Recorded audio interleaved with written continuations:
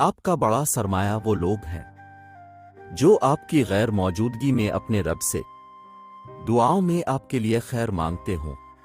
इस्लाम इतना खूबसूरत मजहब है कि मुस्कुराने पर भी आपको अजर मिलता है, और यहां तक के गुस्से की हालात में खामोश रहने पर भी थोड़े में खुश रहना सीखो, क्योंकि ज्यादा की चामें तुमसे तुम्हारा सुकून छीन लेगी।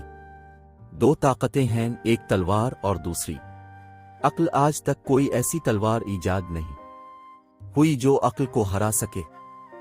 बदतमीजी हर इंसान कर सकता है, मगर किसी किसी को तरबियत रोक लेती है। खूबसूरत जिंदगी का राज दुआ की जाए, दुआ की जाए, दुआ दी जाए। जिंदगी को समझना है तो पीछे देखो, और जिंदगी को जीना है तो आगे देखो।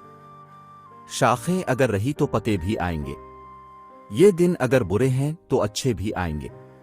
वक्त को पैदा करने वाले को वक्त देकर देखो, वो तुम्हारा वक्त बदल कर रख देगा। मैंने लोगों से मुतासिर होना छोड़ दिया, क्योंकि लोग वो नहीं होते जो नजर आते हैं। बाबाजी कहते हैं, रिश्ते की किताब पर पहला लफ्ज ईमानदारी न लिखा हो तो उसके आखिरी सफ़े पर आखिरी लफ्ज जुदाई लिखा मिलता है। एक गैबी उसूल ये भी है, जो तकसीम करोगे इसी के तुम्हारे पास फरादानी हो जाएगी। फिर वो दौलत, इल्म हो, मोहब्बत हो या आसानियां, जिम्मेदारियों के हुजूम में जो चीज सबसे पहले गुम होती है वो बस अपनी शख्सियत होती है।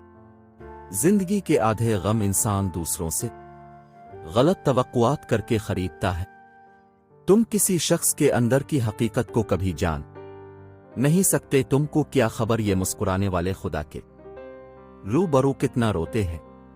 मेरे बाबा ने मुझे नसीहत की कि बेटा, जब लोगों को समझना मुश्किल हो जाए तो खुद को समझ लेना बेहतर होता है।